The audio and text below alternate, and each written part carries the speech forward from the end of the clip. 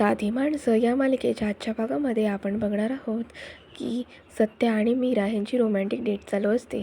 तेव्हा मीरा ही सत्याला म्हणते की मी आयुष्यात असं कधी बघितलं नव्हतं, हे सगळं मी फक्त पिक्चरमध्ये बघितलं होतं आणि हा असा ड्रेस तर मी आयुष्यात कधी घालेल असं वाटलंही नव्हतं. हे सगळं मला तुमच्यामुळे शक्य झालं आहे. तुम्ही आहात म्हणून आता मी सगळ्या गोष्टी अनुभवते आहे. तेव्हा सत्या म्हणतो की अगं हो, बायकोसाठी प्रत्येक नवरा हा करतच असतो आणि माझं तुझ्यावर खूप प्रेम आहे. तेव्हा मीरा म्हणते की तुम्ही आहात म्हणून ह्या सगळ्या गोष्टी मला अनुभवायला भेटली आणि बाकीचे नवरे तर ते सांगूनसुद्धा करत नाहीत, पण तुम्ही मात्र न सांगता सगळ्या गोष्टी करता, असं ती त्याला आभार मानत असते.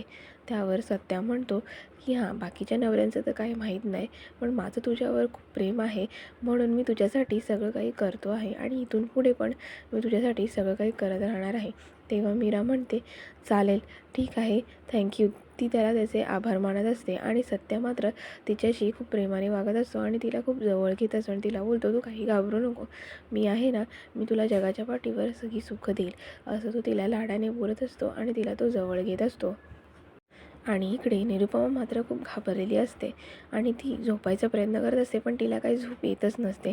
कारण का तिला ती सतत ती मुलगी मेणबत्तीवाली म्हणजे ती छाया आहे सोनाली कोण आहे हे तिला आठवत असतं आणि तिला घुंगरांचा आवाजसुद्धा तिला आठवत असतो. आणि त्याचवेळी तिच्या कानावर देविकाचा आवाज पडतो की आई, तुम्ही काय करताय, असं तिला आवाज पडत असतो. तिला वाटतं की देविकाच आहे, देविका रूमच्या बाहेर आली आहे असं तिला वाटतं. मग तिला असं वाटतं की देविका आली आहे तर आपण जाऊन भेटावं तिला. म्हणून ती बोलते, देविका तू आहेस का, थांब मी आले तुला बघायला, तू देविका आहेस का, तू मला आवाज तर दे की तू देविकाच आहेस ना, असं ती म्हणत असते. आणि ती घाबरत घाबरत जात असते, कारण का ती आधीच घाबरलेली असते. तिला असं वाटत असतं की भूत वगैरे नाही आहे ना, म्हणून ती देवाचं नाव घेऊन पुढे पुढे जात असते आणि घाबरलेली असते. आणि घाबरता घाबरता ती दरवाजा उघडते तर बाहेर कोणीच नसतं. पण ती प्रचंड घाबरलेली असते, तरी पण ती बघते तर बाहेर कोणीही नसतं. आणि इकडे एका बाजूला तिकडे माणसाची सावली पडते. तेव्हा ती अजून घाबरते आणि तिला वाटतं कोणतरी आहे, आपण जाऊन बघावं, नक्कीच देविका असेल असे तिला वाटत असते. आणि पुढे जाऊन ती म्हणत असते की देविका तूच आहेस ना, सांग मला नक्की. आणि ती देविकाला आवाज देत असते आणि हळूहळू दबक्या पावलाने ती पुढे पुढे जात असते. आणि पण दबक्या पावलाने पुढे जात असताना तिला खूप भीती वाटत असते, कारण ती खूप घाबरलेली असते. तिला असं वाटत असतं की कोणतरी माझ्या पाठीमागे आहे का, कोणीतरी माझ्यावर लक्ष ठेवून आहे, असं तिला वाटत असते. आणि ती पुढे जात असते, पण ती देवाचं सुद्धा नाव घेत असते, राम राम राम राम असं ती म्हणत असते. आणि पुढे जात असताना तिच्यासमोर अचानक एक भयानक दृश्य येतं आणि ते बघून ती अतिशय घाबरते. तिला तिची छाया असते, ती मेणबत्ती घेऊन जाताना दिसत असते आणि हिच्याकडे बघून एकदम जोरजोराने हसत असते. आणि ती खूप अंधारामध्ये उभी असते, पांढरी साडी घातलेली असते आणि तिच्या हातामध्ये मेणबत्ती असते. हे दृश्य पाहिल्यानंतर निरुपमा मात्र प्रचंड घाबरते आणि जोराजोराने ओरडू लागते. आणि तिचा हा ओरडण्याचा आवाज मीरा आणि सत्यापर्यंत येतो. आणि तेव्हा सत्या म्हणतो की निरुपमा अशी का ओरडत आहे, काय झालं. तेव्हा मीरा आणि सत्या दोघे पण धावत धावत निघतात निरुपमाकडे जायला. आणि तिकडे त्या बाजूला जेव्हा निरुपमा ओरडते त्याच बाजूला तिला तिकडे ही मेणबत्तीवाली बाईसुद्धा दिसते आणि ह्या बाजूला तिला ती सोनालीसुद्धा दिसते. तेव्हा ती म्हणते की तिकडे तर छाया आहे आणि इकडे सोनाली आहे, काय प्रकार चालू आहे. तेव्हा सोनाली मात्र तिच्याकडे तीक्ष्ण नजरेने बघत असते आणि मनातल्या मनात हसत असते.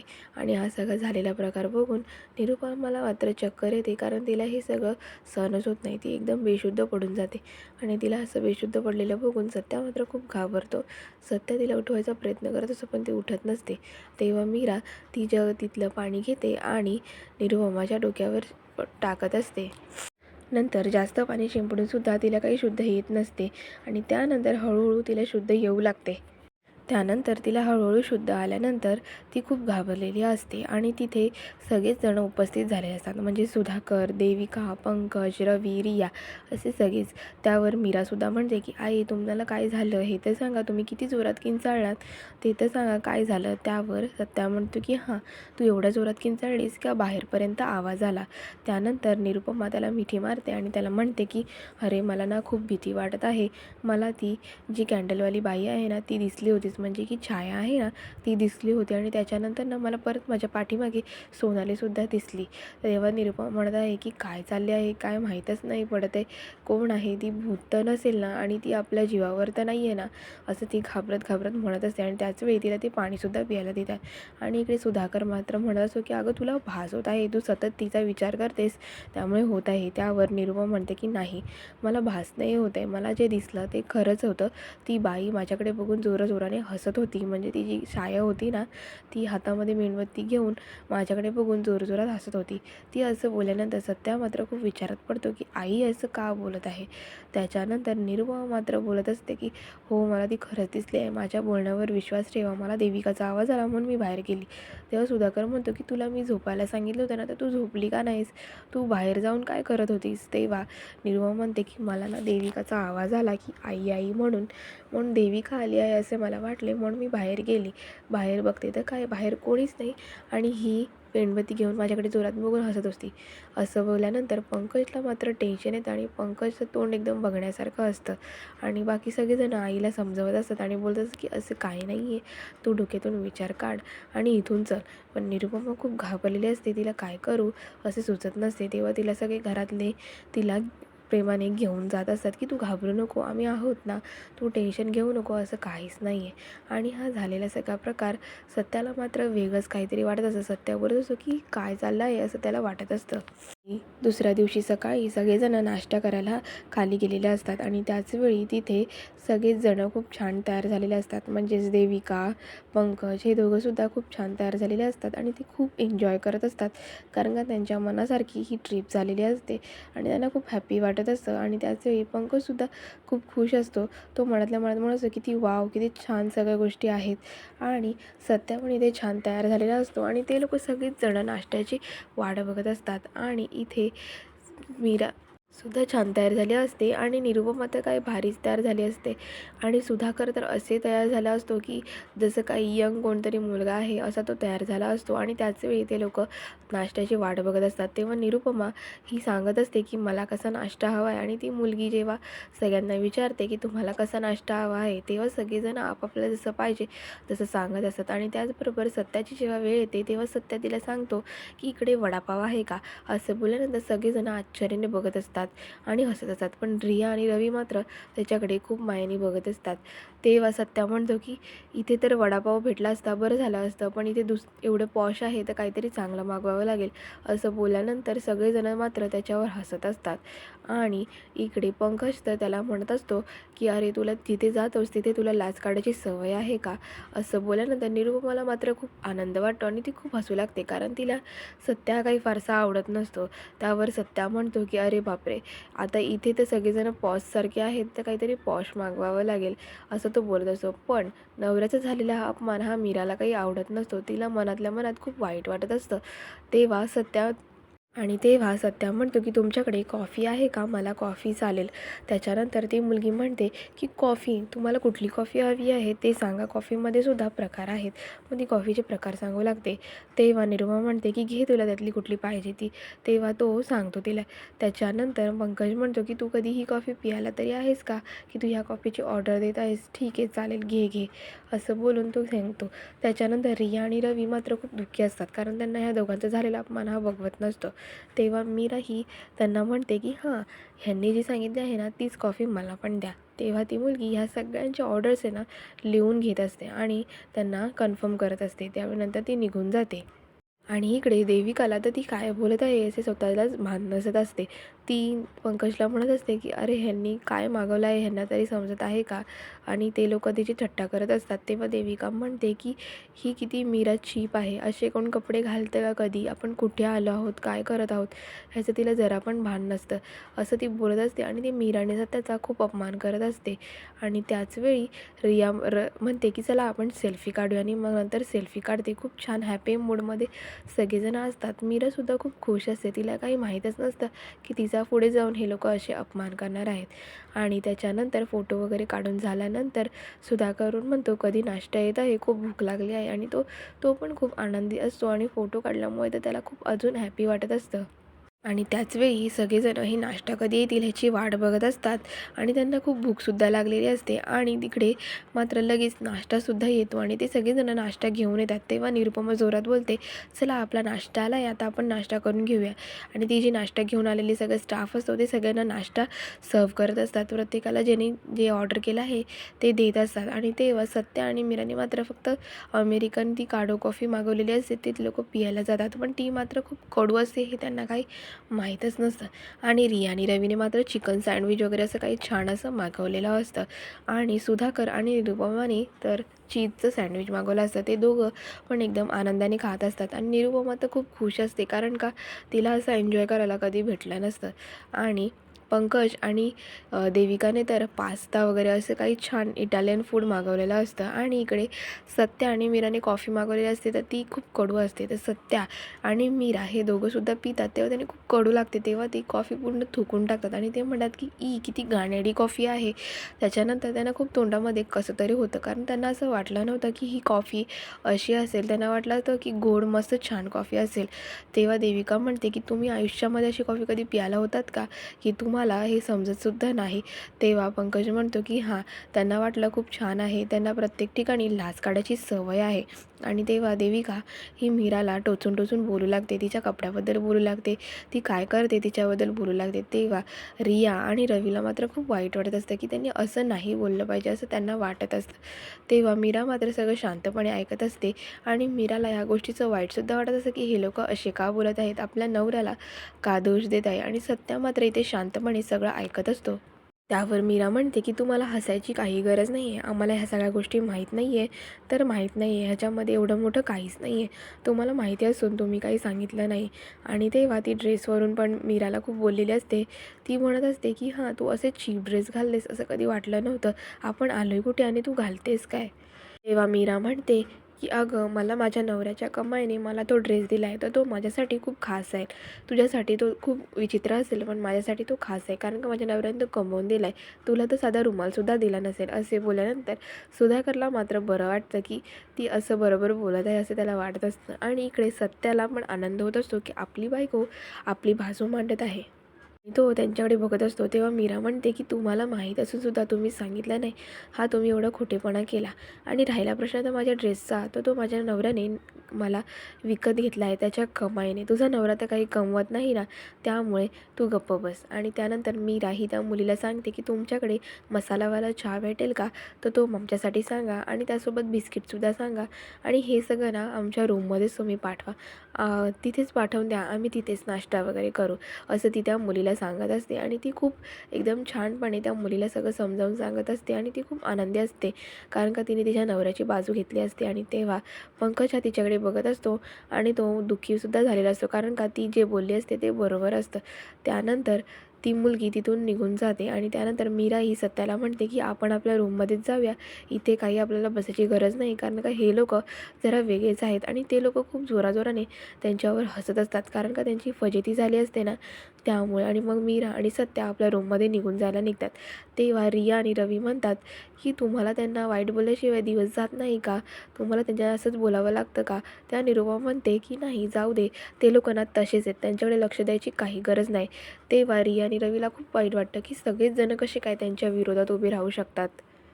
इकडे रात्री रिया ही मस्तपैकी गाणी ऐकत असते आणि आपल्या रूमच्या बाहेरच्या पॅसेजमध्ये ती फेरफटका मारत असते. आणि गाणी ऐकत असताना तिच्या अचानक कानावर घुंगरांचे आवाज येऊ लागतात. तेव्हा तिला असं वाटतं की मला भास होत आहे. तेव्हा ती इग्नोर करते आणि परत गाणी ऐकू लागते, पण तिला सतत सतत घुंगरांचे आवाज येऊ लागतात. तेव्हा ती मात्र शॉक होते आणि ती आपलं म्युझिक थांबवते आणि ती आजूबाजूला बघू लागते की नक्की आवाज कुठून येत असते, कारण ती खूप घाबरलेली असते. तिला असं वाटत असतं की नक्कीच माझ्या आजूबाजूला कोणतरी आहे. आणि ती घाबरत घाबरत विचारत असते की कोण आहे, मला सांगा कोण आहे, असं ती विचारत असते. आणि तेव्हा ती समोरसुद्धा एक रूम असते त्याच्यामध्ये ती बघत असते आणि तेव्हा ती म्हणत असते की इथे कोण आहे का. तेव्हा कारण का तिला घुंगरांचे आवाज आले असतात ना, त्यामुळे. ती खूप घाबरलेली असते. ती विचारत असते की सांगा कोण आहे, असं ती सगळीकडे बघून शोधत असते. आणि त्याचवेळी तिच्यासमोर एक भयानक दृश्य घडतं. ते म्हणजे तिच्यासमोर अचानक भयानक मानवी सांगाडा येतो. आणि त्या सांगाड्याला बघितल्यानंतर ती एवढी घाबरते की तिला काय करू सुचेनाचं होतं. तेव्हा ती खूप ओरडते आणि तिच्या ओरडण्याने रवी तिथे येतो आणि रवी तिला म्हणतो की काय झालं मला सांग. आणि त्याच्याबरोबर घरातले सुद्धा असतात. ते म्हणतात की तुला काय झालं, एवढी का घाबरली आहेस. तेव्हा सत्या म्हणतो सांग मला काय झालं. तेव्हा ती सांगते की तिथे ना मानवी सांगाडा आहे. मग असं बोलल्यानंतर सगळे घरातले त्या रूममध्ये जायला निघतात. आणि त्या रूममध्ये गेल्यानंतर रिया म्हणते की हो मी इथेच ना मानवी सांगाडा बघितला होता, तो असा वरतून खाली आला होता. तेव्हा देविका म्हणते बापरे. ती पण हे सगळं ऐकून खूप घाबरते, एवढी घाबरते की तिला काय बोलू सुचत नाही. आणि पंकजसुद्धा खूप घाबरतो आणि तो तर एवढा घाबरतो की त्याला त्याचे शब्दच फुटत नसतात. आणि तेव्हा निरुपमा म्हणते की हां मानवी सांगाडा ना म्हणजे ही नक्कीच छाया असणार आहे, असं बोलते. तेव्हा सत्या मात्र तुम्ही सगळ्यांनी गप्प बसा, ती काय बोलते आहे ते ऐकूया. पहिले आधी आपण ह्या रूममध्ये लाईटीची बटणं शोधूया. तेव्हा तो सांगतो की पंकज तू तिकडे बघ ना. पण पंकज म्हणतो की सत्या तू बघ ना, असं म्हणत असतो. तेव्हा ते लोक म्हणतात की अरे कोणीतरी बघा की कुठे बटन्स आहेत. तेव्हा पंकजला बटन भेटत आणि पंकज ऑन करतो. तेव्हा सगळेजणं खूप जोराने ओरडतात. त्यांना असं वाटतं की समोर कोणतरी आहे, आपण मारलं त्यांना तर तो शांत बसेल, असे बोलून सगळेजणं एकदम मारायच्या मूडमध्ये असतात. सगळेजण एकमेकांकडे हातवारे वगैरे करून असतात. तेव्हा सत्या म्हणतो की इथे तर कोणीच नाही आहे, तुला नक्की दिसलं काय होतं. मग तेव्हा ती इंग्लिशमध्ये सांगाड्याचं नाव घेते. तेव्हा ती म्हणते की असं वेडवाकडं होतं. पण सत्याला मात्र काही कळत नसतं. तेव्हा ती म्हणते की हो हो सांगाडा होता, मानवी सांगाडा होता, खूप मोठा होता आणि तो असा वरतून खाली आल्यासारखा वाटत होता. तेव्हा पंकज तर अजून घाबरतो. तो म्हणतो बाप रे, मग तेव्हा जर तुला दिसला होता तर तो आत्ता कुठे गेला. त्याच्यानंतर सत्या म्हणतो की अगं तुला ना भास झाला असेल, तू नको एवढा विचार करू, तुम्ही सतत तेच आठवत आहात ना, त्यामुळे या सगळ्या गोष्टी होत आहेत. आणि असं ऐकल्यानंतर मीराला मात्र खूप टेन्शन आलेलं असतं आणि ती खूप घाबरली असते. तेव्हा निरुपमा म्हणते की नाही, ह्या ना बंगल्यामध्ये सुद्धा काहीतरी आहे, म्हणजे हे जे काही हॉटेल आहे ना त्यातच काहीतरी आहे गडबड. त्याच्यानंतर तिथे ना ती जी सोनाली असते ती येते, त्यामुळे अजूनच सगळ्यांना भीती वाटते. तेव्हा निरुपमा म्हणते की तू तर मगाशी मला धडकली होतीस ना. तेव्हा सोनाली म्हणते की नाही, मी तर तेव्हा जी गेली आहे काल, त्याच्यानंतर मी आत्ता आली आहे नाईटला. मी आता दिवसभर नव्हतीच आणि मी तुम्हाला काल की दिल्या म्हणजे चावी दिल्या, त्याच्यानंतर मी आत्ता तुम्हाला बघत आहे. तेव्हा निरुपमा म्हणते की नाही, काहीतरी गडबड आहे. तू मला काल दिसली होतीस आणि तू मला धडकलीसुद्धा होतीस. त्याच्यावरती ती सोनाली म्हणते की नाही, असे काय करता, मी काल जी गेली ती मी आत्ता आले, मला काही माहीत नाही तुम्हाला काय दिसलं, पण मी तर गेली आहे आणि माझा काय दोष आहे की तुम्हाला मी असं फसवून मला काय मिळणार आहे. तेव्हा मीरा पण एकदम बघत बसते. आणि तेव्हा निरुपमा म्हणते की तू खरंच आम्हाला फसवत नाही आहेस ना, हे खरं खरं सांग. तेव्हा सोनाली म्हणते की मी फसवून काय करणार आहे, मी माझाच थोडी लॉस करणार आहे, असे बोलून तिथून सगळेजण निघून जायला निघतात. आणि सत्या मात्र खूप घाबरलेला असतो. सत्या पण म्हणतो की काहीतरी गडबड आहे असे मला वाटत आहे. तेव्हा रिया आणि रवी पण म्हणतात जाऊ दे, आपण आपापल्या रूममध्ये जाऊया, कारण का आता खूप भीती वाटत आहे, असं बोलून सगळेजण आपापल्या रूममध्ये जायला निघतात. आणि मीरा मात्र सोनालीला विचारत असते की तू असं काही केलं नाही आहेस ना. तेव्हा सोनाली म्हणते की मी तुम्हाला परत एकदा सगळ्यांना सांगत आहे की असे काहीच नाही आहे, मी माझ्याच कस्टमरला घाबरवून मला काय मिळणार आहे, मी स्वतः लॉसमध्ये जाणार आहे, त्यामुळे मी असं कशाला करेन, तुम्ही माझ्याविषयी असं काही विचार करू नका. आणि असे बोलून प्रत्येकजण हे सोनालीला घाबरून तिथून निघून जायला निघतात. आणि सोनाली मात्र मनातल्या मनात खूप हसत असते. तिच्या मनात काय असतं हे काही समजत नसतं, कारण ती स्वतः मुद्दामून ह्या सगळ्या गोष्टी करत आहे की तिला कोणीतरी सांगितलं आहे, मग ते मात्र काही समजत नसतं. आणि इकडे मात्र निरुपमा ही घरी जायच्या तयारीत असते, कारण तिला असं वाटत असतं की या हॉटेलमध्येच नक्की काहीतरी आहे आणि हॉटेलमधल्या प्रत्येक रूममध्ये काही ना काही भुताटकी आहे असं तिला वाटत असतं. तेव्हा ती म्हणत असते की हो, मला माझ्या डोळ्यांवरनं विश्वास आहे, ती सोनाली आणि ती जी छाया आहे ती एकच आहे, मला सगळं माहिती आहे, त्या दोघी पण भूता आहेत असं तिला वाटत असतं. आणि तेव्हा ती बॅग भरत असते आणि ती म्हणत असते मला इथे राहायचं नाही. आणि त्यावेळी ती सगळं हॉटेलमधलं सगळं जे सामान आहे ते तिच्या बॅगेमध्ये भरत असते. तेव्हा तिथे सगळे रवी, रिया सगळेजण तिथे येतात आणि ते म्हणत असतात की तुम्ही ही बॅग का भरत आहात आणि बॅगेमध्ये ह्या सगळ्या वस्तू का टाकत आहात. तेव्हा मीरासुद्धा म्हणते की आई, आपल्याला नाही जायचं आहे, आपल्याला थांबायचं आहे, तुम्ही अशी का करत आहात. तेव्हा निरुपमा मात्र काहीच ऐकत नसते. ती म्हणते मला इथे राहायचं नाही आहे, म्हणजे नाही आहे, मी हे सगळं घरी जाऊनच यूज करेन, असं ती म्हणत असते. तेव्हा सत्या म्हणतो की हां, तू ह्या सगळ्या जर घरी घेऊन गेलीस तर ती भूतसुद्धा आपल्या घरी जाईल, त्यामुळे आणि तिकडून ती मुलगी जी असते सोनाली, ती तिथून आरशातून बघत असते आणि हसत असते. आणि असं बोलल्यानंतर निरुपमाला मात्र टेन्शन येतं की ती जी भूत आहे ती आपल्या घरी आली तर आपण काय करणार आहोत. तेव्हा पंकज आणि देविकासुद्धा म्हणतात की हो आई, ती आपल्या घरीसुद्धा येऊ शकते, त्यामुळे आपण जे काही आहे ते इथेच बघू. तेव्हा सत्या हा सगळ्यांना समजावत असतो की आपण इथे घडलेला प्रकार हा इथेच सोक्षमोक्ष लावून जाऊया, आपल्याला हा घरी घेऊन जायचा नाही आहे. असे बोलल्यानंतर तिकडे खिडकीतून मात्र सोनाली हसत असते आणि खूप खुश होत असते. पण इकडे मात्र निरुपमाला फार टेन्शन आलेलं असतं आणि तिला काय करू हे सुचत नसतं. आणि रिया आहे ही तिच्या आईला समजवत असते, म्हणजे सासूला समजवत असते की नाही जायचं आपल्याला, आपण इथेच थांबू. त्यावर मीरासुद्धा आईंना समजवत असते आणि त्यांच्याकडे मायेने बघत असते. पण इकडे मात्र काचेतून सोनाली का छाया कोण आहे हे समजत नसतं आणि ती बघत असते. तिच्या मनात काय प्लॅन असतो हे समजत नसतं. त्यावर रवीसुद्धा म्हणतो की हां, आपण इथेच जे काय आहे ना ते सोडवून जाऊ, तू काही टेन्शन घेऊ नको. त्या निरुपमा म्हणते ठीक आहे, तुम्ही म्हणाल तसं. त्याच्यानंतर सुधाकर हा तिला म्हणतो की आता तरी तुला नाही जायचं आहे ना, आता तरी आपण थांबत आहोत ना, त्यामुळे आता ह्या सगळ्या बॅगेतल्या गोष्टी आहेत ना त्या सगळ्या बाहेर काढ. तेव्हा निरुपमा ही रागारागाने सगळ्या गोष्टी बाहेर काढून ठेवत असते आणि ती मनातल्या मनात खूप घाबरलेली असते आणि दुःखीसुद्धा असते की हे लोकांचं चाललं तरी काय आहे, हे लोक मला माझ्या मनासारखं काहीच करून देत नाही आहे. तेव्हा सुधाकर म्हणतो अगं तुला भास झाला आहे, तुला कसं कळत नाही आहे, या सगळ्या गोष्टी सोडून दे. त्याच्यानंतर रियासुद्धा म्हणते की हां आई, जाऊ दे आता, तुम्ही त्या सगळ्या काढून टाका गोष्टी मनातून, आपण आता जास्त काही लक्ष नको द्यायला. तेव्हा मीरासुद्धा एकदम बघत बसलेली असते आणि खूप टेन्शनमध्ये आलेली